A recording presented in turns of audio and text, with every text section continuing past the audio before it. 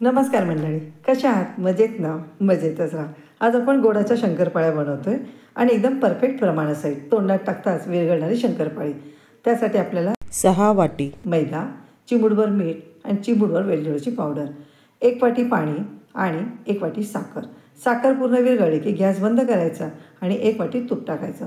Normal टेम्परेचरला आलं की पाणी त्याच्यामध्ये ओतून घ्यायचं आणि पीठ आपल्याला इथे मळून घ्यायचं आहे. मळताना आबडधोबडच पीठ मळलं जातं.